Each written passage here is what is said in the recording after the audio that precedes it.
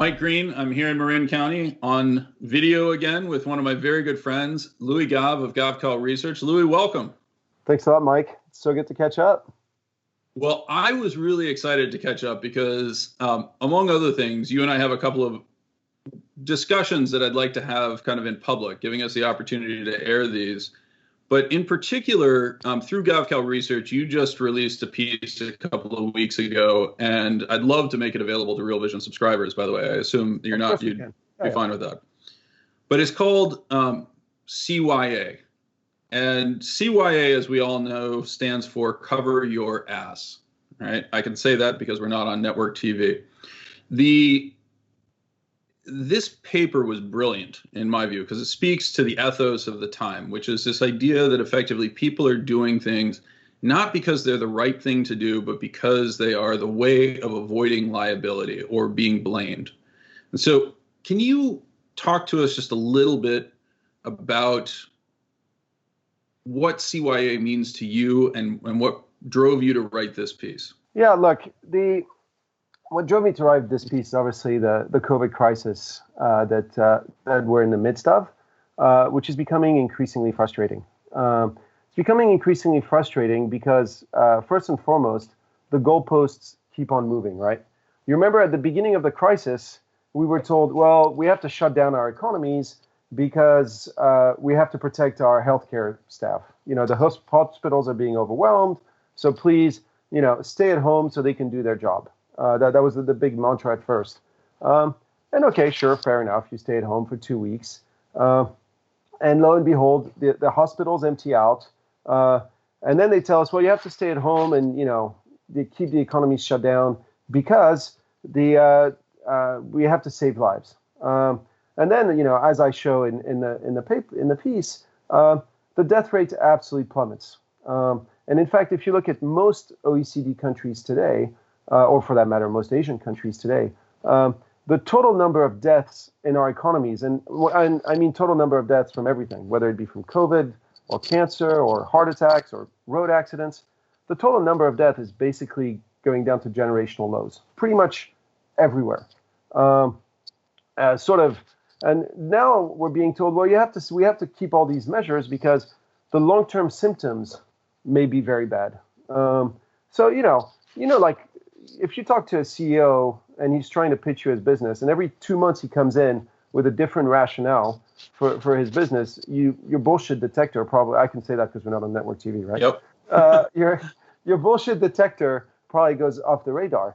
So here we have like moving goalposts for policies that make less and less sense. Hospitals are not being overwhelmed. The death rate is not going through the roof. And basically COVID, I think any other year, we would have said, well, this was a rough winter. A lot of old people died. But lo and behold, we followed policies. Well, most of the countries followed policies. And interestingly, countries that didn't go into, full cataclysm mode, whether Sweden or Japan, didn't end up anywhere worse than anybody else. We went into full cataclysm mode. And yet we have to wonder why that is.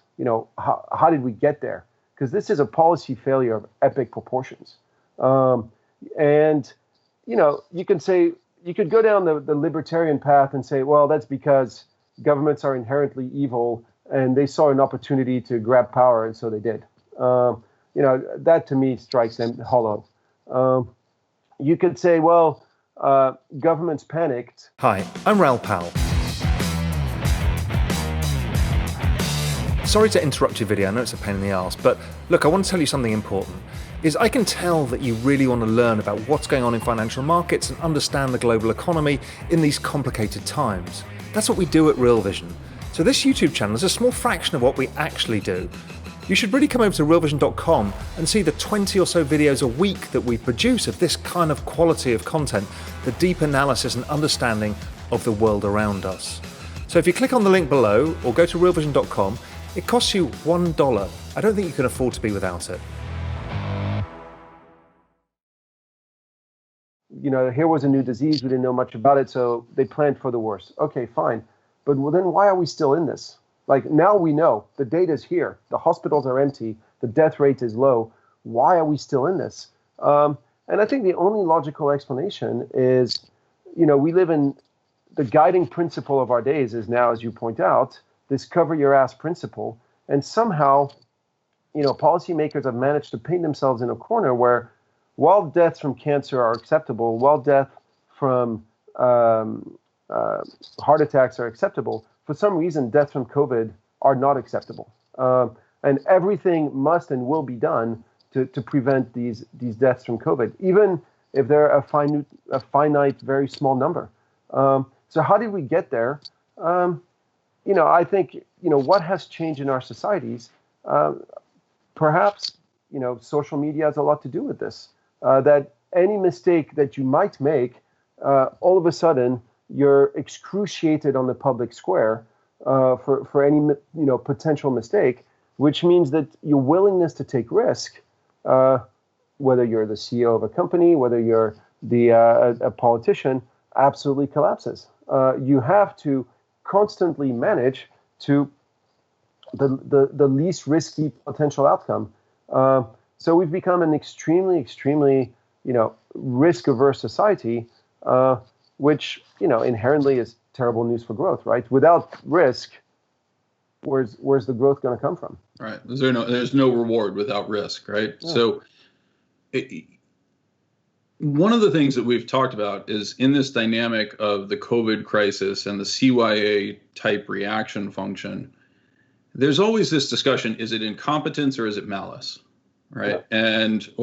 Is there an alternative incentive structure? And I think a lot of people are drawn to, it feels very much like we've separated into two camps, right? Particularly in the United States, a little bit less so in other countries, which I would actually put down to some of the heterogeneity dynamics of the U.S. We have a ton of special interest groups in the United States, whether they be racial, ethnic, et cetera, income, philosophy, et cetera. There's a wide degree of polarization in the U.S. that I think is increasingly apparent to everyone else in the world. It's interesting that people basically fall into the camp of, oh, the government is incompetent, or the government is malicious in its behavior, looking, as you said, to seize the opportunity. You've spent a lot of time talking with policymakers. Do you think that this is a seize, control, malicious moment, or do you honestly think that this boils down to the CYA type function, trying to take the least risky path? I really don't think it's an example of trying to get more control, at least in our Western democracies. Yeah. I think you can make a case in certain places, maybe Hong Kong, maybe China, where you have governments that naturally lean towards, authoritarianism anyway, if not totalitarianism. Leaving those aside, in our Western democracies, if you go back through the chain of events, basically, problem in China, Wuhan goes on lockdown, then all of a sudden, Italy, the virus appears in Italy, and the Italian hospitals get overwhelmed. And the Italian death rate spikes. And at that point, Denmark and Norway decide to go in full lockdown. They close their borders, they tell everybody to work from home, they shut down. And then it spreads like a wildfire across Europe. Because I think what happens if you're the French president, if you're the German chancellor, you can't be seen to be doing nothing when in Norway they just shut down. Because if by chance this thing is a big disaster, then it's going to come back to, and you're going to look like you made the wrong decision. And so it spreads like, basically within 72 hours, everybody in Europe has shut down. And that just became the mantra. And it was pure cover your ass. Now, this was then, and you could perhaps justify it back then. There was a level of uncertainty. Today, again, we've had, just like every virus, the spike in death rates, and now it's collapsed. This has behaved very much like a bad flu. And yet, lo and behold, if you look through Europe, we're reimposing. You look at Ireland today, you look at the UK, you look at France, we're reimposing measures. So yes, now you can ask, what on earth are they doing? But I think it's still the cover your ass principle at work. I think having basically painted themselves into a corner where any death is unacceptable, that sort of ties your hands to any kind of policies. If the premise is we can't have any deaths, then the policies basically drive themselves. I tend to agree with you that people are not behaving in a malicious way in an attempt to gain power. I really do think that this is a level of uncertainty and incompetence around the types of behaviors. And you hit on a number of statements that I think were dangerous, remain dangerous, but are increasingly less controversial, right? You use the phrase, and I had used this describing this, in the old days, one, we wouldn't have noticed this very much at all because the reality is there weren't that many 85-year-olds to kill off, right? The second part is that we would have called this a hard winter, right? It would have been referred to as a hard winter, and lots of people would have died over the course of the winter. And I'm certain, unfortunately, that combined with co-infections from influenza and various other things, we'll probably see elements of that as we come into this winter as well. We still have low levels of immunity from what I'm seeing, although we're a lot closer to herd immunity than what most of the models would suggest. But we've been through events like this before without reacting in this way, and it does seem like we have established some sort of precedent that says no death is acceptable. And in the United States, we're already starting to see the very real repercussions of that, not just as it relates to COVID policy, where people throw around terms like war criminal or, putting the deaths at the foot of Donald Trump, which, forget where you stand on the political spectrum, there is a limited amount that anyone could have done, right? Most countries have seen similar experiences. Yeah. If you look at the charts in the paper that you referred to, the U.S. has basically had a very similar outcome to. It's actually had a better outcome than France that went on a full 2 months lockdown. It's had basically the same outcome as Switzerland, which incidentally, if you look at the peak of death, was the same as the peak of death in Switzerland as the 2015 influenza, if you index them. Yep. Basically, this past winter was as bad as the 2015 winter. Do you remember the whole, hula bula about the 2015 winter? No, we just went through it. It wasn't a big deal. Now, I think part of the issue is, you say this winter might be bad again. I'm not so sure. This winter carted off a lot of the weaker members of our society at the risk of sounding callous. No, But part of the problem we've had this winter as well is the 2019 winter was extremely mild. And you look at the death rate, and it shows on the chart again.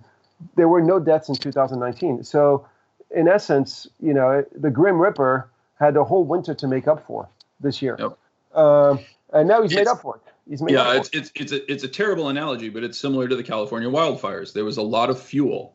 Yeah, is the easiest way to think about it, and I agree with you. And it is very hard, and I hope it's important that our listeners understand that we're not presenting this from a callous standpoint. We're presenting it from a fact-based standpoint, and ultimately, I don't really care who's responsible. But that's part of the challenge that we have in society. And as we're looking at this, Donald Trump in the United States introduced it into the lexicon with the lock her up, terminology for Hillary Clinton, right? We've changed the rules.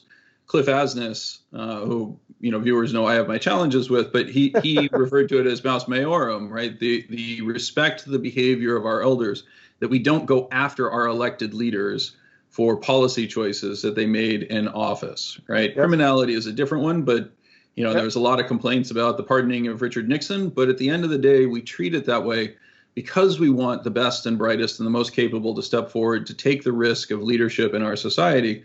And if we turn it into a system in which, like we have in most emerging markets, third world countries, you decide to prosecute the outgoing leadership in some attempt to remove them from the pool, you naturally end up with people that refuse to pass on that capability. And while you and I both agree that what we've seen so far has not been a malicious and intentional attempt at consolidating power, the frightening thing is similar to Sulla in the Roman Republic, we've actually now shown the path to somebody who does maliciously want to take power. Right? I mean, it's just become so much easier to say, here's the steps. Here's what we have to do. And it has become painfully clear in Western societies that unless we change some aspect of the incentive structure of our society, we have set up a path for somebody to say, everybody has to stay at home because your lives are at risk. We comply, and in the meantime, we lose our democratic institutions. Yep. And I would say, what we've witnessed in most countries is that the typical institutional checks on power, which in Europe and in the United States have historically been two things.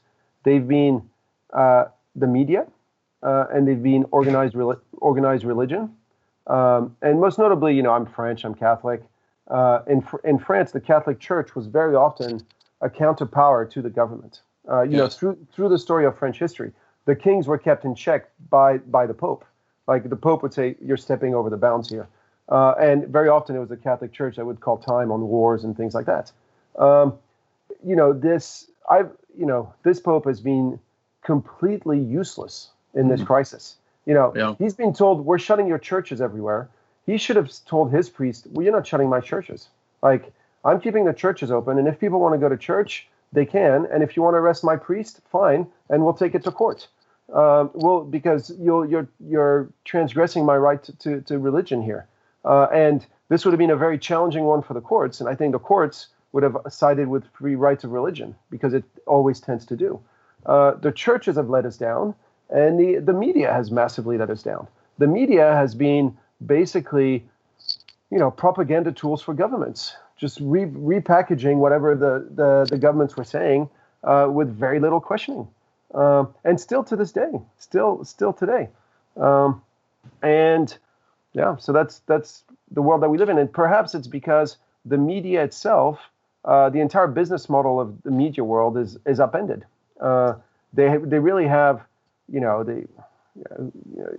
journalism is not a great career for a bright young guy anymore. It's not, and I think you're actually hitting on a really important point, which is that we are all operating from a standpoint of what do we have to lose? It's a fear-based mantra as compared to an opportunity or a risk-based mantra, right? We could see leaders stepping forward to guide us through this process. Those would carry their own risks. We as individuals could step forward and say, okay, I'll take personal responsibility. I'm going to put on a mask. I'm going to do whatever is required to minimize my impact on this, but I'm going to go about my life in a manner and run the risk of running afoul of the authorities, right? Many of our historical figures would have stood up and said, no way, right? Or at least as they're presented to us. But we're all somewhat bound, I would actually suggest, by the relative affluence that we live in, that we look at the world that we exist in and say, this is pretty good. I don't want to put it at risk, right? I just want to keep things as they are. Yep. And when you operate from that fear-based perspective, and I'm as guilty of it as anyone else. I've got 3 kids. One's in college, one's heading off to college, and another one is going to be going through the college application process. And I have to be very considerate of the fact that I represent myself in our community, or as they choose to represent themselves in their frustration with this process, that they put themselves in the path of potential retribution from teachers, administrators, others who have a different perspective and currently control the narrative. So it's a real challenge. And I just want to extend it into an area that you and I have also talked about it, which is the dynamic of the investment world that we live in. And so, you in your piece brought up the dynamics of passive investing is kind of the ultimate CYA trade. So maybe you can talk a little bit about that for a second. Oh, yeah. So, for a long time, we've described passive investing as basically the final frontier of socialism, where, in essence, when you think of it, passive investing, you're basically providing capital to whoever's biggest, to whoever is bigger out there. When the whole point of capitalism is to deploy capital to where the return on marginal invested capital are going to be the highest. Now, we live in a system where we're, in essence, every day going out and providing capital to Apple, to Microsoft, who frankly do not need it. What do they do with it? They buy back their shares. Yeah. They buy back their shares. They don't need capital, but the whole system is now organized. So it's a socialist system in one of two ways. Socialist countries like China, like the Soviet Union, etc., provided capital to whoever was biggest. To the big state-owned enterprises, etc. Those were the guys who were offered capital, and we saw the end result. But it's also socialist in that, if I came to you and I said to you, Mike, I think everybody in the U.S. should have the same wages. You'd call me, Louis, you're an outright communist, and you're cuckoo for Cocoa Pops. But here I am with passive investing. I'm telling you, Mike, I think everyone in the U.S. should have exactly the same returns on invested capital. And an economy is made of labor and capital. So what we're telling, the way of a passive investing is saying, look, we're going to have everyone have the same return on invested capital, even as people have very different returns on labor. How does that make sense? And how did we get there? How did we get into a system that is obviously socialist in its allocation of capital? And nowhere is this more advanced than in the United States, which is supposed to be the ultimate capitalist country. The U.S. has embraced indexing more than anybody out there. How did the U.S., which is supposed to be the most socialist, the most capitalist country, embrace this socialism? Not only socialism of capital allocation, but socialism of outcome. Once again, it was the cover your ass principle at work. Is if you're running an endowment, if you're running an insurance company, you simply cannot take the risk of picking the wrong manager. The default mode is, you know what? I'm going to buy the market. I'm going to pick indexing because that's the job that won't get me fired. And yes, to your point, that's the job that will keep me comfortably affluent. That's the job that will pay for my kids' college bills and will pay for me to drive an Audi or whatever else. But for the society, this is a decision that ends up misallocating capital on a grand scale and ends up with a much weaker growth rate. When we keep providing capital to Apple and Microsoft who do not need it, what do we end up with? Well, we end up with a concentration of wealth and much weaker growth rate. So yes, it's a way for the people who already have a spot to basically keep their wealth, and the people who don't to get poorer and poorer. So it's sort of the mirror image of the 1970s. In the 1970s, the trade unions were super powerful, and if you were part of a union, you had it made.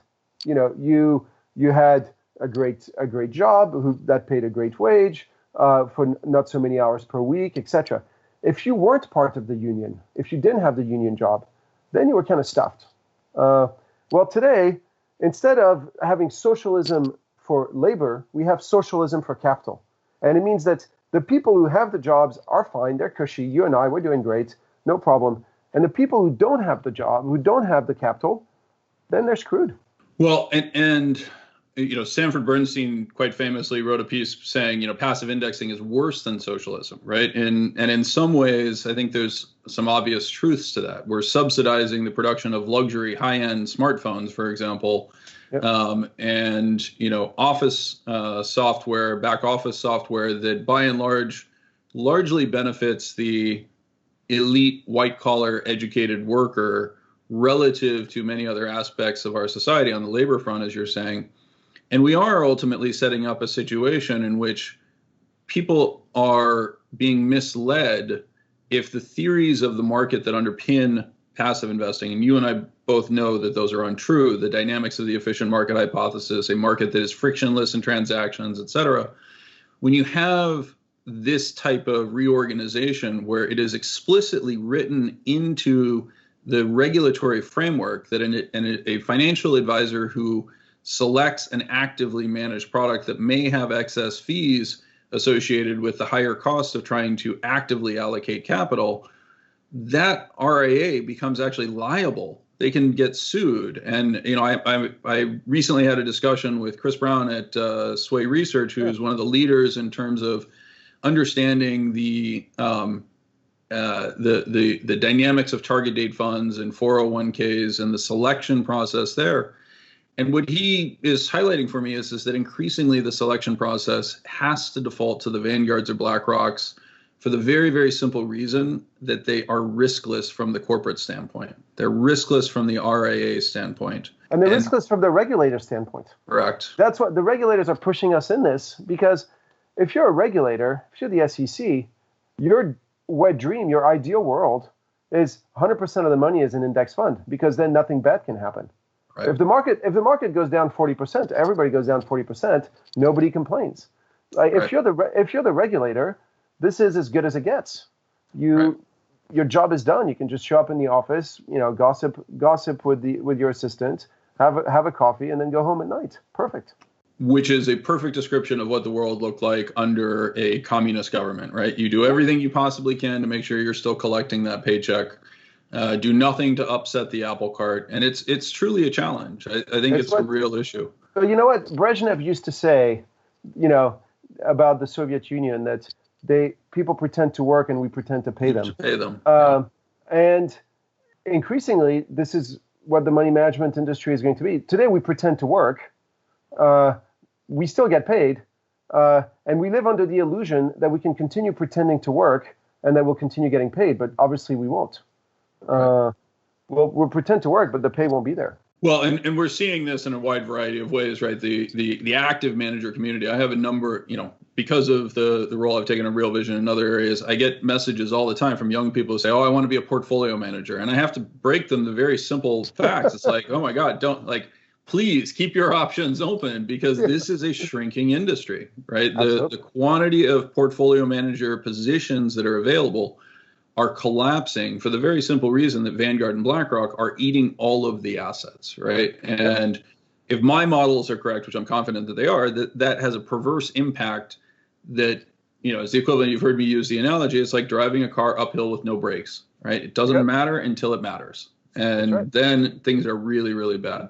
Let's switch off to another topic that you and I have discussions on a regular basis, which is the China-US debate, right? And so my view on China is that China is a paper tiger that has a very brief window or moment in the sun. And the simplest way of thinking about China's problem from my perspective is that it is an economy that faces declining aggregate demand internally, and as a result needs to source that demand externally in an increasingly hostile global environment to global trade. And to me, it boils down to be just that simple, right? It's almost the reverse of Lebensraum under, in Germany, which is they don't need additional space. They need additional markets to buy the products that they now have in surplus. And as long as their domestic working age population continues to contract, which is almost impossible to see it not doing so, began roughly in 2011, 2012, and increasingly their population in aggregate begins to contract, how do they source that aggregate demand in a world that is increasingly hostile? Over to you. So I think when you look at economics, it's obviously the most imperfect of science, because you can't run lab experiments, right? If you think of physics, chemistry, you can run things in the lab and you say, okay, this works in the lab. Now let's apply it to the real world. In economics, you can't do that. Although I think what we're witnessing right now is probably about as close as to a mass scale lab experiment as we're going to have. We've just had a big crisis, COVID crisis. The response in the Western world is, in essence, Keynesianism on steroids. We're going to do some version of universal basic income, which we're going to fund through massive money printing. But, by and large, pick your Western country, that's the response. Now, interestingly, this was always the response of China in every previous crisis. 2008, China does Keynesianism on steroids, massive infrastructure spending bill. In essence, they look at their 10-year infrastructure spending plan. They shorten it down to 2 years. 2015, they do that again. Here, biggest economic shock since World War II. China sits on its hands. China, no fiscal stimulus, no expansion in the central bank balance sheet. While the Fed adds $3 trillion to its balance sheets, the PBOC balance sheet is flat. So, for me, it's quite interesting because, throughout my career, China had a standard operating procedure for any crisis whenever the economy slowed, whenever things occurred. And this time around, it's as if everybody else took the Chinese standard operating procedures, and China went on a completely different path. Now, I think for me, that's a very important clue. Why has China shifted its standard operating procedures? To me, this is the question that every client, every investor should be asking themselves right now. I come up with two possible answers. It doesn't mean that they're the answers. There's many possible answers. I come up with two. You might have others. The first possible answer to China's shift in standard operating procedures is that Xi Jinping fully realizes that the U.S. is no longer a friend to China, that in essence, the environment that has prevailed since Nixon visited Mao is now over. The U.S. is now a strategic rival. The U.S. wants to take down China, and that one of the biggest points of pressure for the U.S. against China is China's dependency on the U.S. dollar. Therefore, China has no choice but to wean itself off the U.S. dollar, and this crisis gives it the opportunity. As the U.S. embraces crazy fiscal policies and crazy monetary policies, China can look as the adult in the room. China can look as the one place that is not debasing its currency. China today is the one market in the world that actually offers bond investors real positive interest rates. And lo and behold, capital is pouring into China as we speak. Every day, tens, hundreds of millions of foreign investors are buying Chinese bonds because they're the only bonds that aren't going to destroy the value of your capital over the next 10 years. So that's your first possible read. Your second possible read is to say, well, the reason China didn't have a choice, because if you remember, coming into this crisis, China had actually had a previous crisis, which was the pork crisis. Mm-hmm. And China was already running inflation rates of 4 or 5%.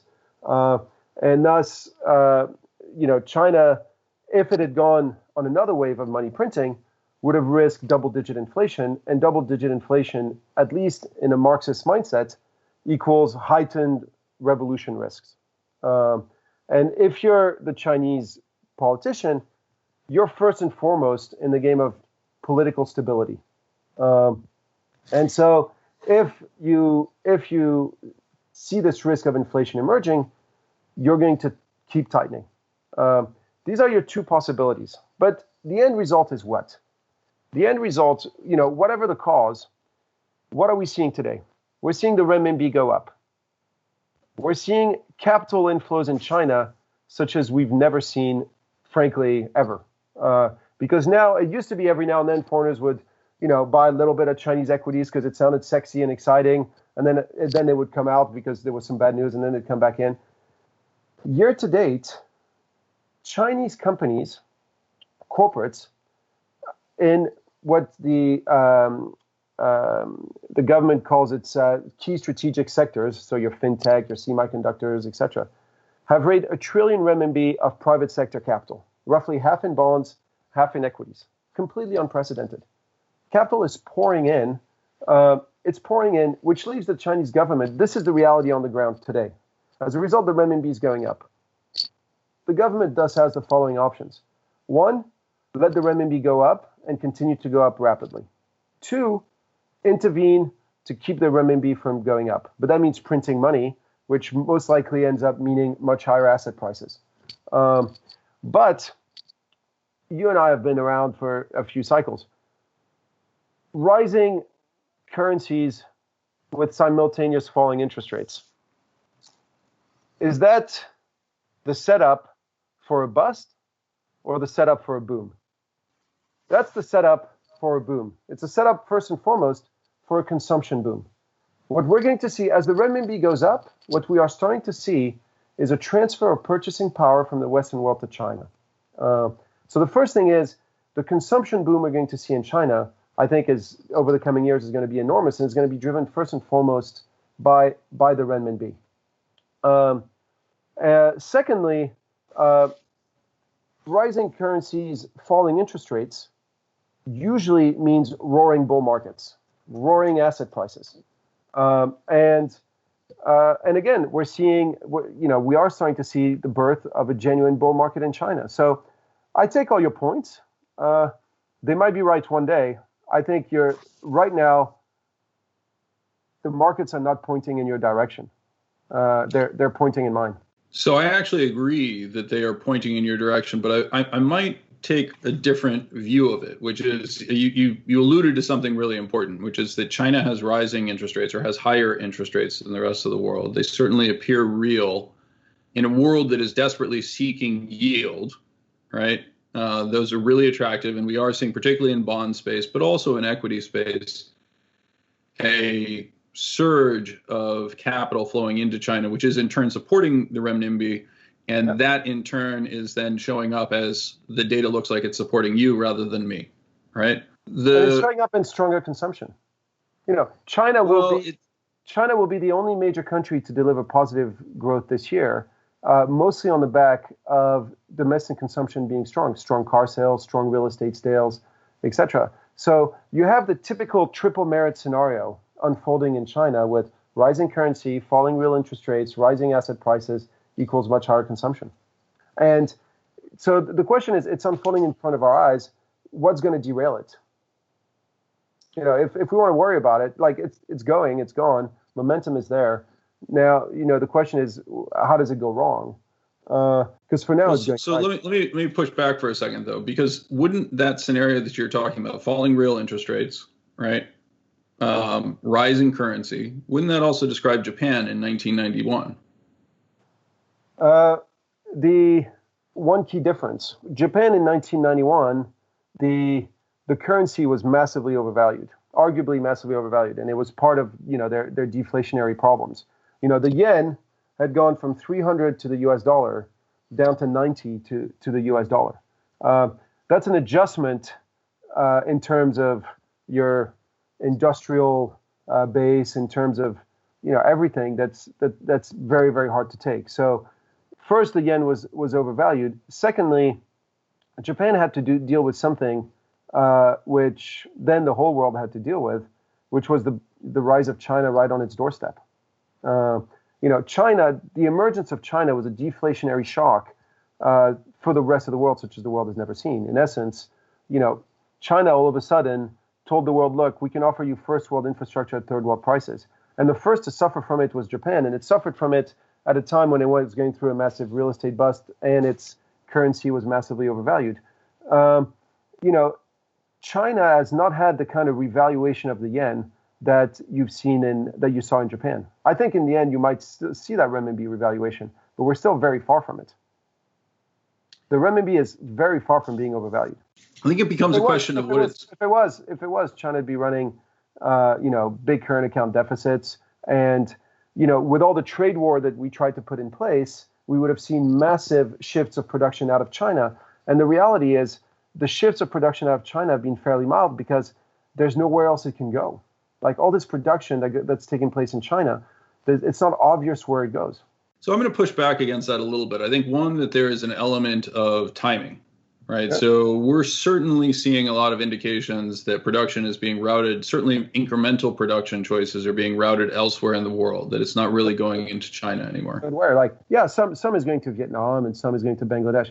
But those are literally crumbs off China's table. I totally agree with when you look, the interesting dynamic of China is that it was available on scale, right? The scale of China in terms of its capabilities. But having passed, the Louisiana turning point, right? China is really not competitively advantaged versus the rest of the world today. If I talk to most people in manufacturing, they'll tell you that manufacturing in the United States in many situations is no longer at a competitive disadvantage, particularly if you're serving the United States, right? There's also rules around the treatment of parcel packages that are being sent from China, et cetera, where they receive logistical support that doesn't exist, and we're likely to see that go away. Logistics is becoming a larger and larger share of the production function. The labor content, particularly on the manufacturing side, is falling rapidly. As you know, you and I have talked about this repeatedly. You had written some really excellent stuff in terms of automation, et cetera. So, to me, this looks, I'm sympathetic to what you're saying. It is very hard to get a consumption boom when you're looking at a labor force reduction, right? Because you need to have such incredible increases in real consumption per capita that it's very, very hard to deliver that, right? I mean, that's part of the story that we saw in Japan is that we saw the overall growth of the economy in terms of its aggregate demand function shrink. It became increasingly concentrated in cities. As you concentrate into cities, you have lower consumption per capita in many raw materials and labor-intensive areas relative to other sectors. It certainly seems like what we're going to face with China. I'm just not sure why it would be meaningfully different. At the risk of sounding like I'm plugging my book, a year and a half ago, I published a book called Clash of Empires, and the main thesis of the book was that we've gone through. You mentioned earlier my first book, Our Brave New World, whose theme was global integration and companies increasingly indeed reducing their manufacturing bid, shipping it out to other people, etc. That world is done. The new world of Clash of Empires is a world where, in essence, our world is breaking apart in front of our very eyes into three separate economic zones. You have an America zone with its own financial center being New York, with its own reserve and trading currency being the US dollar. And increasingly, yes, to your point, supply chains to cater to that America's crowd will come back into that America zone. It might be in the US, it might be in Mexico, it might be in Canada, but it's meanwhile, you have a European zone that keeps on shrinking with a euro and a European zone where you could have hoped that Africa would be part of sort of that European time zone. But lo and behold, the big shift really since Xi Jinping arrived, Xi Jinping is China's first imperialist president. And when I say imperialist, I don't mean that he's going to go off and invade Zimbabwe or Vietnam, but that the history of every empire is first and foremost a road building exercise. This is why in Europe we say all roads lead to Rome.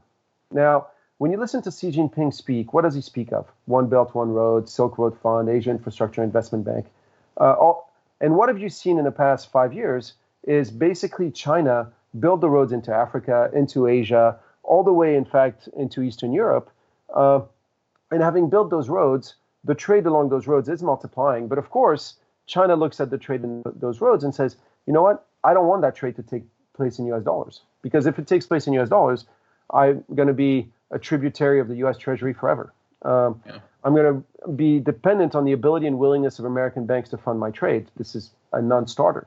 So in Xi Jinping's imperial vision of China's role, China, I think you're looking at China as China. You have to look at China as the new Rome, the center of an empire that goes all the way into Africa, all the way into the Middle East, all the way into Europe. And that promotes trade within that zone in its own currency. And so, this is where I think most Americans have Hong Kong wrong. For the past 2 years, we've been told with all the troubles in Hong Kong's going to implode, Hong Kong dollar is going to collapse. I think Real Vision has done its fair shares of podcasts and videos in that way. And lo and behold, the Hong Kong dollar is at the high of its trading band day in, day out for the past 6 months. The HKMA has to come in and print Hong Kong dollars and buy US dollars to prevent the Hong Kong dollar from going up too much. Why?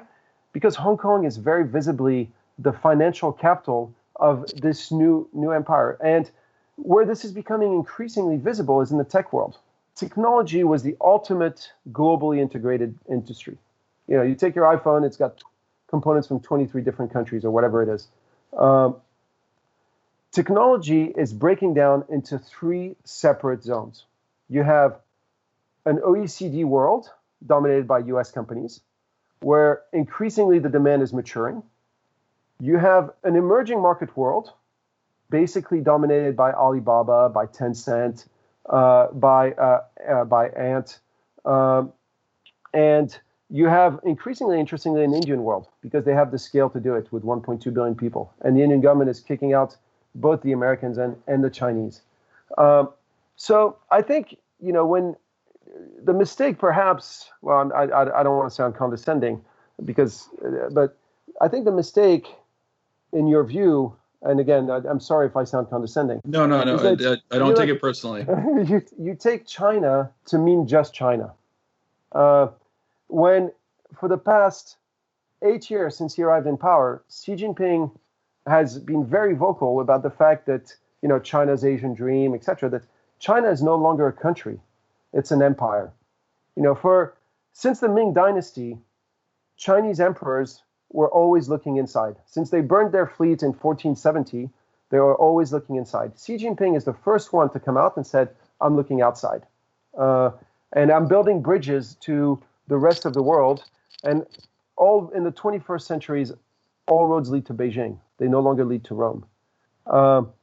And in that respect, I think the Ant Financial IPO could be one of the most important things that happens in our financial system. And at the risk of sounding like I'm long-winded, I'm going to ask you for 2 minutes of patience for me to run through this. But I look at currencies like I do at a computer operating system. So, I use Microsoft because most of my clients use Microsoft. So if I need to transfer them a file, it's easy to do, right?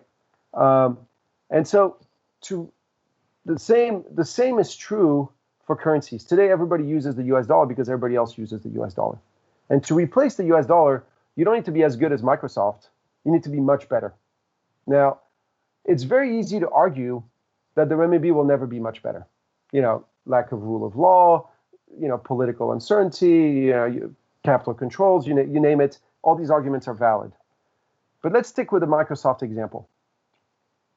Microsoft owned the PC, right? In 2000, Microsoft absolutely owned the PC. Apple was making inroads basically by going into niche markets, by saying, look, we're going to own the market for journalists, then we're going to own the market for architects, but by and large, Microsoft. The single most important one was education, right? I mean, that was the Trojan horse that ultimately pushed it in. Absolutely. So they basically owned it, but Apple managed to get inroads. And China's strategy so far was to get inroads, just like Apple did, by owning niche markets. So we'll own Pan-Asian trade, and maybe we can get a few commodity contracts here and there priced in renminbi. But in essence, it was owning niche markets. But where Apple hit it out of the park was when they created an entire parallel system with the iOS system and the smartphone, where they went out and they said, yeah, Microsoft, you own the PC. You know what? We'll create the smartphone. You own the PC. And that's when Apple just went absolutely bananas, and where Apple became more important than Microsoft. Now, I say this because look at what is China doing today. They're the first major country to launch a digital currency. At the same time, you look at Ant Financial. Now, with Ant Financial, what's going to happen today, the big problem, of course, is the SWIFT system is unavailable. You want to move money from Indonesia to Thailand, for the sake of argument, the SWIFT system is unavoidable. Tomorrow, I'm a rich guy in Indonesia, and I decide to go to Thailand for my holiday to Phuket. Now I pay everything through my smartphone with Ant Financial, going through the digital renminbi without ever going through either the US dollar or going through the SWIFT system. All of a sudden, you have a parallel system, just like the iOS was a parallel system to Microsoft. This is what China is doing today. China is creating the parallel system so that you no longer need to use the US dollar if you don't want to. And just like the smartphone was easier to use than a PC, these payment systems are going to be easier to use than the SWIFT system. And that's a massive game changer. And, and again, I don't want to sound condescending, but I think that, people who look at the renminbi today and say, well, it can't compete with the US dollar on this, it can't compete with the US dollar on that, it can't compete with the US dollar on this, are making the same mistake that people made with Apple vis-a-vis Microsoft, saying, "Oh, Apple will never be able to own the corporate, right. The IT department control it. The IT department of whatever, of Cisco or whoever else. They'll never be able to own that." Mistaken that, in fact, the real growth was completely somewhere else.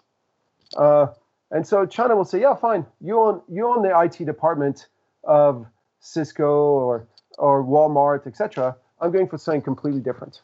And that's what people are missing today. So it's interesting. So I'm actually very much aligned with your view. I think I would phrase it slightly differently and say that people tend to misunderstand the dynamic of the US dollar and its status as the reserve currency, right? It has really only been the global reserve currency since roughly 1991 with the collapse of the Soviet Union, right? So Bretton Woods, and people have heard me talk about this before, Bretton Woods, we think about as establishing the dollar as the global reserve currency, but what it really did is do exactly what you're describing. It set up two separate zones. There's the ruble block and there was the dollar block.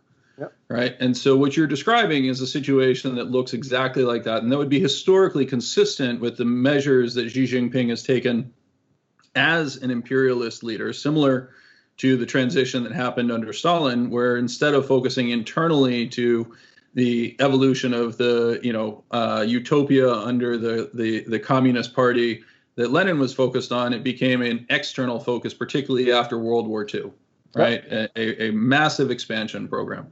So I actually am completely aligned with that. I think that that's 100% correct.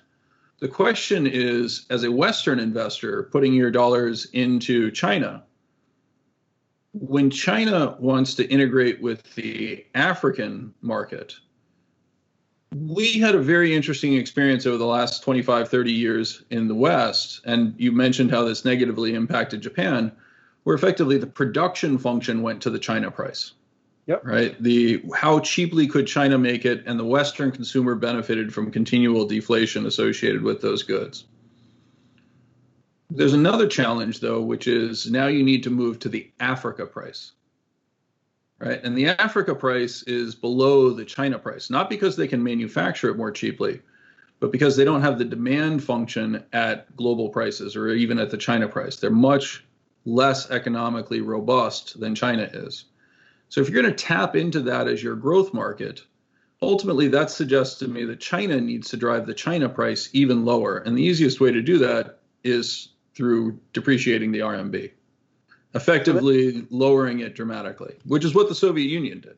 Africa is one piece of the puzzle. The real prize is Asia. Asia is, of course, where you have the most population. It's also, of course, where you have most of the world saving. The genuine price is Asia more than Africa. Having said that,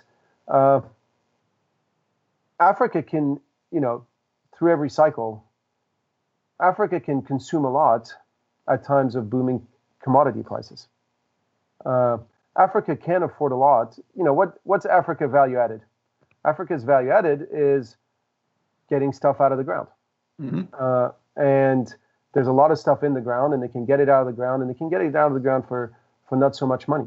And so when commodity prices boom, so perhaps, one way to square the circle of how these things work is if we are on the cusp of another commodities boom, then all of a sudden you can have a lot of these things fall into place. The fall in Western currencies, the higher inflation rate across the Western world, the loss of confidence in Western currencies because of these crazy fiscal and monetary policies, the re-rating of Asian currencies, the Asian consumption boom, along with a broader emerging market consumption boom, because the weaker emerging markets benefit from the commodities, the stronger are not hurt by the rising commodity prices because their currencies go up.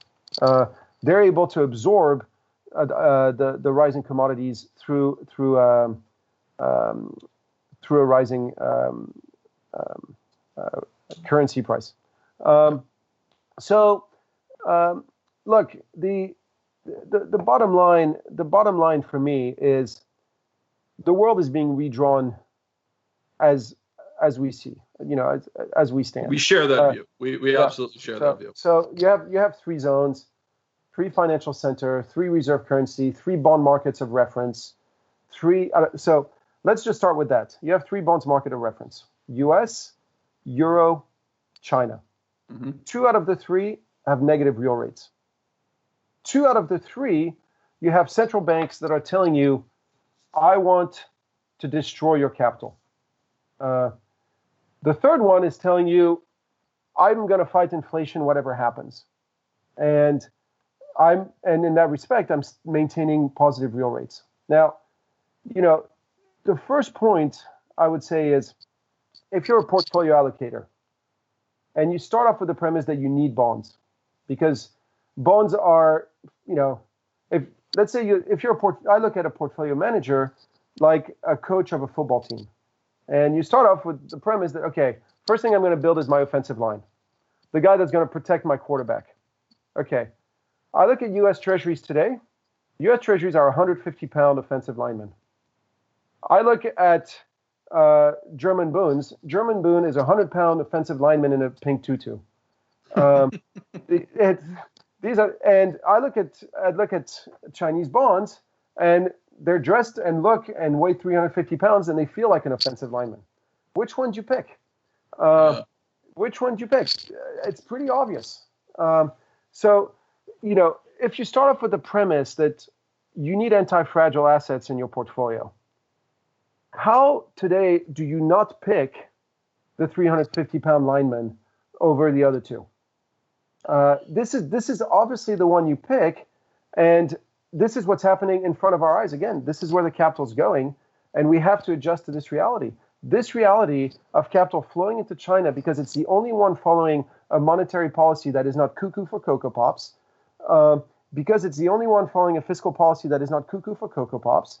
This simple reality means the capital is flowing there and that the currency is going to go up. That should be the starting point of portfolio allocation. Well, one comment, I'm concerned that you didn't eat breakfast because we keep talking about cereal. But the second point that I would actually make is there's a great expression, which is more money has been lost reaching for yield than at the point of a gun. And I think there's a very simple reason why China's bonds are quote unquote cheap and offering real yields, because the dynamics in place that I'm referring to suggest that your capital, the principle of your capital, is very much at risk, not from inflation, but from confiscation. That may or may not be true. And so we're just going to ultimately have to disagree on that basis, right? And I fully respect your point of view. We certainly have not seen it happen so far. If you start off with me and you say, okay, I agree we're splitting into three zones, and I agree, you're going to have three separate anchors: the German bonds, the U.S. Treasuries, and the Chinese bonds. Now, I take your point, and you can say, I hate and don't trust the Chinese Communist Party, and ethically even, I don't even want to invest with them. Fine. You're still left with this reality of there's a new anchor. In essence, do you remember that Star Wars picture of Luke Skywalker looking at the two sun settings, in the first? This is the world we're moving into. We're moving in Asia from a world where there was only one sun, which was the US dollar, and every planet rotating around the sun, to now having two suns. Now, we saw this in Europe in the 1970s and 80s, where all of a sudden the Deutschmark became a second sun around which planets could rotate. This is what we're seeing in Asia today. And with that, what did we see in Europe? We saw all yields go down to the level of German Bund yields. We saw the volatility of currency against the German Deutschmark collapse. Now, what are you seeing today? You're seeing precisely that. You look at the volatility of the Korean won against the renminbi, or the Taiwan dollar against the renminbi, or the Sing dollar against the renminbi, etc. Over the past 10 years, it's absolutely collapsed. These currencies that used to be managed really against the US dollars are increasingly managed against the renminbi. I don't know if they're managed by their own central bank or managed by the PBOC itself, but the volatility of the Pan-Asian exchange rates has collapsed. And with that, you're seeing you're seeing initially Asian interest rates going down to the level of the Chinese interest rates. And in time, it'll be the broader emerging markets. So you might say, I don't want to own Chinese bonds. And I'll say, fine, buy Indonesia, buy India, buy Pakistan, go buy Vietnam. Because all these interest rates are going to, just like you actually made more money owning Italian bonds than German bonds. Well, that's always the case, though, as you go through the process of rate normalization, spread normalization. And if you have a good claim on the currency, right, the euro has been strong throughout that period, it's a shared currency, et cetera. The issue ultimately is going to be on the credit function side. Is Italy capable of paying you back in euros, or are they ultimately going to have to default and pay you back in lira? Yep. Right. Likewise, is China going to be able to pay you back in dollar equivalents, or in your scenario, are they going to be able to pay you back with an appreciated currency relative to the US dollar?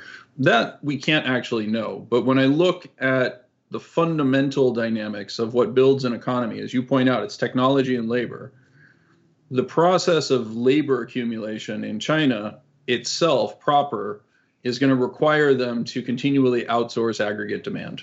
And that to me is going to be the single kind of most important factor. And you and I have talked about this, and it's actually going to lead us to the transition of the last section, which is this kind of dynamic of where are we in the world? And I would point out that the discussion that we're having right now, we could have had in 1927, where the discussion would have been, hey, I find Germany and Italy odious, but the bonds offer excess yield over US government bonds. And I'm going to be made whole because ultimately they're committed to the investor class, they're committed to growing their economies, et cetera, right? That was actually a primary feature in the crash of 1929 is the collapse of German repayment, right? The collapse of Italy repayment and the loss of confidence in the reparation payments that underpinned those on a global basis, right? I see the same picture you do. I just see a different ending, which is ultimately the loss of principal tied to a credit function on China. I don't think China can credibly do what it's talking about doing. I could be wrong. No, look, well, chances are one of us two will be wrong. Well, one of the two has to be wrong, right? But it is interesting that we share a similar path to it. It's just, I often refer to it and say, China has been goaded into trying to move too fast. And they may have been forced to because of the demographic features that I refer to. They had to go to that external demand function. They couldn't do it internally. I think that's right, but I'll go one step further. You mentioned, look, at the end of the day, it's technology / productivity, and it's labor.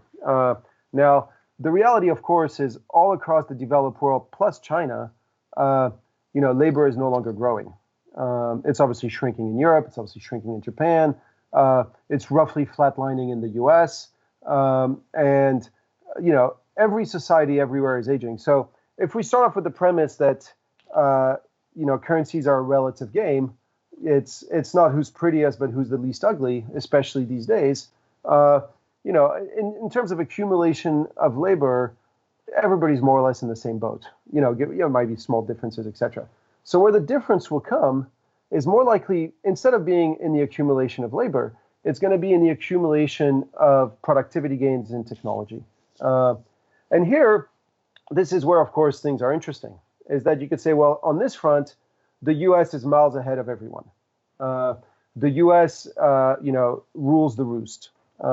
If you look at the top 10 market caps in the world today, 8 are U.S. companies, 2 are Chinese companies, and 8 out of those 10, or 10 out of the 10 are tech companies. So you could say, the U.S. rules the roost, so the U.S. will have the productivity. But, couple points. First, the U.S. Rules the roost on technology, partly because it was extremely good at organizing the globalization of technology.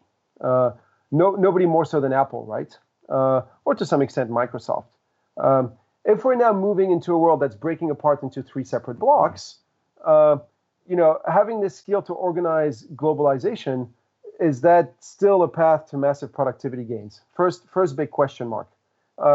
Second reality on the ground is that China is pretty much the only country outside of the US that has managed to build a deep, credible tech sector with, some national champions, whether you're Alibaba, your Tencent, or your Huawei until it was shot to pieces by the US, that are gaining rapid market share across emerging markets. And if you look at then it all becomes the question of where do you think the big gain in productivity will come from in the coming years? If you think it's in artificial intelligence, arguably China is ahead of the US today. If you think it's fintech, non-arguably China is ahead of the US today. So if you think it's going to come from better and better semiconductors, then the US is ahead. So if you look through the different sort of tech subfields and you think, this is where the growth is going to come from, it's not obvious that China is is a massive loser. China is at worst second in the world, and sometimes first. So, the whole point of, China can't have any growth. China can still deliver productivity gains for quite a few years looking ahead. And so I think that's going to be ultimately where let's wrap that section up there, because that is actually, I think, sitting at the core of our disagreement. So, my studies of productivity over time actually suggest that there's less of a technology factor and more of a labor market improvement factor, right? So if you think about the story that we're told about what's referred to as total factor productivity, the residual that's left after we adjust for the input of labor effectively and identifiable technology component, that number has been puzzlingly high and has deteriorated fairly rapidly across the Western world over the last 2 decades. If you correctly adjust the labor component for inputs in terms of quality, experience, labor matching functions, et cetera, quality obviously being a component of years of education, or more accurately, months of education that are incorporated. If you include the experience dynamic that we no longer have people die from tuberculosis and other bacterial diseases, COVID is the obvious exception, although it's targeted at the older populations. But we no longer have people drop dead mysteriously in the prime of life, the prime of their working age career, right? We've also introduced civil features that have allowed women to enter the labor force and minorities to enter the labor force and compete for the extreme jobs that have massive levels of productivity. If you were a woman in 1945, you basically had 2 choices. You were going to be a nurse or you were going to be a teacher, right? Today, you can be anything that you want. And as a function of that, there's work from Chad Jones at the Stanford Graduate School of Business, who's focused on this. And if you add up each of those individual components, the technology factor largely disappears. Yeah. Right? There's almost no productivity associated with this total factor productivity residual technology factor. Do you think the workforce in the US is getting smarter at a faster pace than the Chinese workforce is getting smarter? Again, it's a relative game, right? And it's the changes that matter. In China, you've basically gone from 300,000 university students per year to 12 million university students per year. You graduate more engineers than the US graduates college students today. Meanwhile, our academia in the Western world is increasingly busy looking at its own belly button and wondering what they can be offended about next. I ask you this question. I've witnessed, I've lived in China for the past 20 years. I've had front row seats to witness the dramatic improvement of the Chinese labor force at every level, whether that be, the college students coming out or the skilled workers in the factories, as the factories, because as you build factories, you get the skilled workers, and that becomes a generational work. One generation of skilled workers trains the next, etc. Do you think workers are getting better in the U.S.? And do you think engineers, and do you think the college students are getting smarter and smarter? When I look at how divided the U.S. is today, how the colleges are being ripped apart, it seems to me, and I say this, I don't have a dog in this fight. I'm not American, I'm French. It doesn't feel to me like the U.S. is getting smarter. It feels to me like the U.S. is getting dumber. But you might feel differently. You live there. Well, I know I'm getting dumber, but so I would change it slightly and say I don't actually view it as getting smarter or dumber. I actually think, ironically, it comes back to this CYA framework that you were referring to. And I think one of the challenges is the reliance on tertiary education, because we've dramatically deteriorated the quality of primary and secondary education in the United States. And on that front, I don't think there's any question about it. A high school graduate today has a fraction of the skills relative to what's needed in the labor force versus a high school graduate 50 years ago, right? And one of the reasons that we've seen things like deteriorating wages for high school graduates is a function of the composition. Effectively, those who only achieve at the high school level educationally would have been much lower quality candidates than those who stopped at the high school level 50 years ago, right? Yep. In the United States, the one area of unemployment that prior to the COVID crisis had actually elevated unemployment relative to any prior period is actually college graduates. So those less than high school education, those with high school education, even those with some college education, experienced a deterioration or a lowering of the unemployment rate versus prior recessions, the explosion of tertiary education, those with college degrees, has meaningfully lowered the rates of employment, or raised the levels of unemployment for those that hit that. And I actually think that part of what you're seeing with the navel gazing is a variant of the CYA at the very start, right? Why are we not loved? Why are we not accepted? Why are we not employed in the jobs that we were trained for? Well, it's because French medieval literature has never really been a productivity enhancing educational aspiration, right? Perhaps, you want to become, the foremost Proust scholar in the world, and you might be able to eke a living out if you do that, but you're going to be much better served by being a plumber, an electrician, a computer science degree graduate, right? In turn, in the United States, important. I think this is very important. Yes. Because I would argue, we've agreed together that the key driver of the economy is the workers that we're putting into the economy. Now, I would argue that China, by and large today, is training more or less the workers that it needs. So the workers that are coming in are more or less what it needs when it comes to engineers, when it comes to guys that leave high school, the electricians, the plumbers, etc. They get what they need. In the Western world, and this isn't just an America thing, it's the same thing in France, etc. We've put, indeed, university education up on this pedestal. It's, if you don't have a college degree, then you're a nobody. And I don't believe that, of course, but it's the mantra that's being propagated. As a result, yes, we have thousands of French medieval literature graduate students coming into the workforce, but what we need are plumbers and electricians. So we end up having to import them from Poland or Mexico or wherever else. So there's this massive mismatch. So to me, it seems that our educational system, whether it's in the primary, the secondary, the tertiary, is not doing the adequate job to provide the workers that we need to keep growth going, while in China it broadly is. So given this view, I would ask you a question. If you share this assessment, how can you still think that the U.S. ends up with much better growth than China, given that the entrants to the labor force are not what the market needs? So the way that I would actually respond to that is two components. One, the revolutions in productivity that tend to happen, that change the structure of the labor force, happen at the leading edge of it, effectively the extreme right tail in terms of the labor force. It's Henry Ford discovering the assembly line. It is Edison electrifying the world.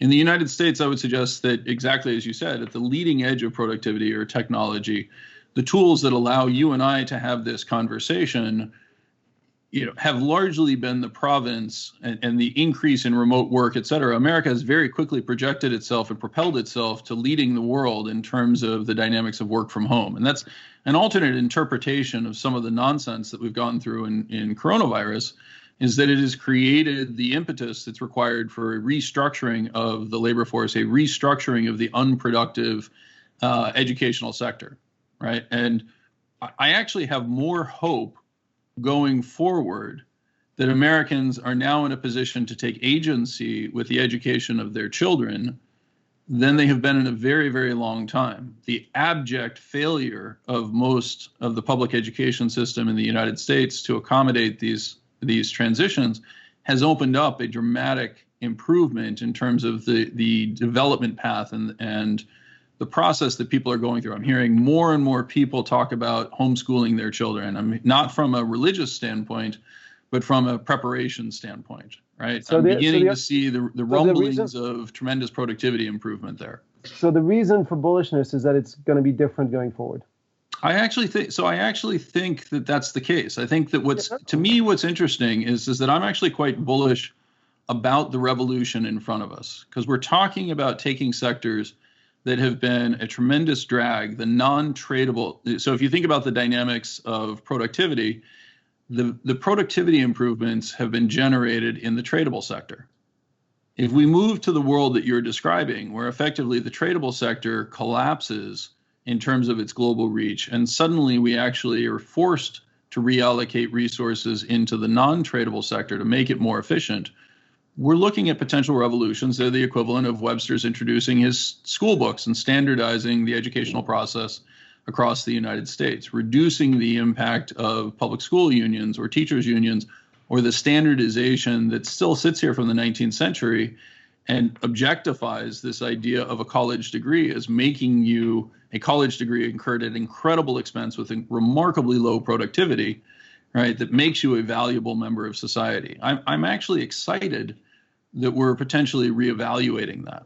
Look, I am as well, and I would say from your lips to God's ears, because I think it's one of the key factors driving inequality in our society today. Oh. There's no doubt about that. If we can somehow, re-glorify even manual labor, this would go a very long way into solving some of the social tensions that were. So I hope with all my being that you're right, because in essence, what ends up happening in the United States, especially in the educational sector, ends up leaking into Europe, over time. Today, Europe, while 10 years ago, 20 years ago, the whole political correctness wave that took over US campuses and basically, I think, sent academia down a very blocked path is now, also full on in Europe. So if there's ways to retreat from that, then yes, it's all positive, etc. But in the world that we live in today, and as the situation right now, I think if we, again, because, going back to your skepticism on China, I look at the labor force, the production of a productive labor force in China relative to the production of a productive labor force in the Western world. I think we've made a cross. In the Western world, we've been going like this. And in China, the improvements come in year after year. So as things stand now, I'm hoping that, yes, we can, I don't see why things would roll over in China, by the way. They're improving. If we can start improving against in the Western world, so much the better. It'll make for a much greater global growth rate. For now, though, the current trend is not encouraging. Hopefully, to your point, the COVID crisis is a crisis that leads to a change. But probably what we need to see is, frankly, a number of institutions go bankrupt. And so far, we haven't seen them. Instead, what we're seeing is political, politicians everywhere around the world bending over backwards to provide money to keep these failed institutions going.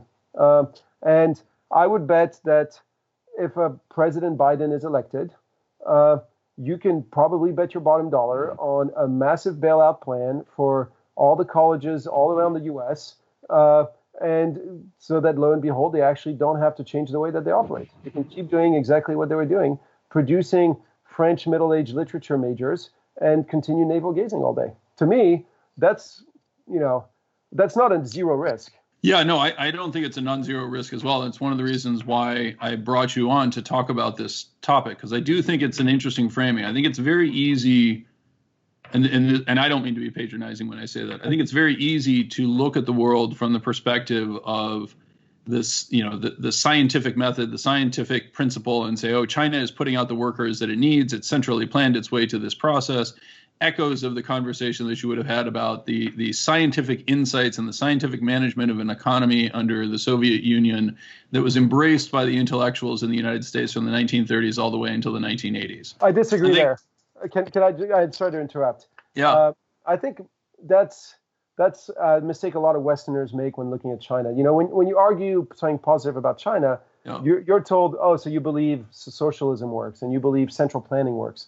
And I would say, no, quite the opposite. If you go back to China in the 1970s, the government decided everything. It even decided where you lived, where you worked. It even decided what you wore to work. It even decided what clothes you were allowed to have. Mm-hmm. And the story of China, basically since Deng Xiaoping has arrived, is a story of a wave of deregulation. So Deng Xiaoping arrives and says, you know what, I'm going to deregulate labor. And the first wave of big money is made exploiting that labor. Then Zhu Rongji comes in, growth slows down. He says, we're going to deregulate real estate. next wave of big money is made on the real estate. Then Wen Jiabao comes in and says, we're going to deregulate commodities, and huge money is made on commodities. And now Xi Jinping comes in and basically says, we're going to deregulate capital. So having deregulated land, having deregulated labor, having deregulated commodities, you come to the final frontier of capitalism, which is deregulating of capital. And that's what's unfolding now. That's what the anti-financial IPO is all about. Instead of having a financial system controlled by a bunch of SOE banks, now basically you make transactions with each other on fintech. It's a different way to deregulate capital, and it's one which perhaps we hear less about because we're less familiar with it. And it's one where Goldman Sachs can't make a lot of money, so they're perhaps less excited about it. But it's financial deregulation nonetheless. And you look at the growth of microfinancing at Ant Financial. Ant Financial, the number of transactions is 20 times PayPal. And behind that, there's WeChat and there's other things. So we are in the full phase of capital deregulation. And we're also in the phase of education deregulation in China, incidentally. You have private universities.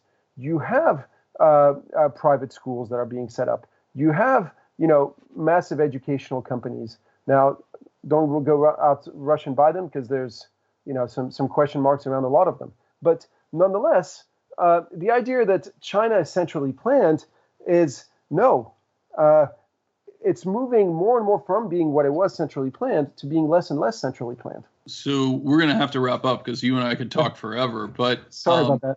No. We're both guilty of it. I would say this is just going to be an interesting point of disagreement. So it is possible that you're right that what we're seeing is a deregulation. I think what we're seeing is a global an attempt to soak up dollars before they become unavailable on the trade front, similar to what would have happened in the Soviet Union and in the transition to the post-war period, post-Bretton Woods period, where they effectively hoarded as many dollars as they could possibly get from the rest of the world, knowing that it was going to be difficult to reobtain them. That's going to ultimately be the difference. And I do think that we're in this really interesting period. And I want to emphasize that the choices that the United States makes become increasingly important. This is one of the reasons why people are hearing me come out and say this, right? So you and I have talked about this. I think it is intellectually lazy to say that what we went through in the period post the global financial crisis is the equivalent of the 1930s, simply because it felt like relatively weak growth versus what we were used to. The analysis that I see says, if anything, what we went through is something very much like the 1920s, where we have actually meaningfully messed up our financial infrastructure and delayed making choices that needed to be made. It's not at all clear to me that we're going to make the right choices coming out, as you might argue we did or did not in the 1930s, but we certainly have missed an opportunity to think about how to democratize our financial institutions, how to build resilience into the system. And I'm incredibly concerned that we've created the conditions through CYA that people have been resistant to true innovation, as you're describing in some cases in the fintech sector in China. So it becomes, to me, very unclear what happens from here. I'm more sanguine about the United States and more hopeful on the prospect of the United States correcting some of its egregious mistakes. I think, following into the Winston Churchill quote, the Americans will do the right thing after they've exhausted all other alternatives. And I think you look at the Chinese and say that they have an opportunity to capitalize on the American mistakes and capture this newly divided world. I share that view. I just am less bullish on the opportunity and more suspicious of the motivation. So the only way we can resolve this is to do this again in 6 to 12 months. I'd love to do that if you're up for it. Of course. Fantastic. Unless I prove horribly wrong, then I'll go into hiding. And No, never into hiding. We all make terrible mistakes repeatedly in our careers, and one of the wonderful things is that we're allowed to survive them. Absolutely. Louis, I really appreciate you coming on to talk with Great the viewers, Mike. And I look forward to it. We're going to share the piece CYA, and I can't wait to talk again. Thank you for watching this interview. This is just a taste of what we do at Real Vision. To learn more about the complex world of finance, business, and the global economy, click on the membership link in the description. Give us 7 days to change your life. This will be the best dollar you ever invest.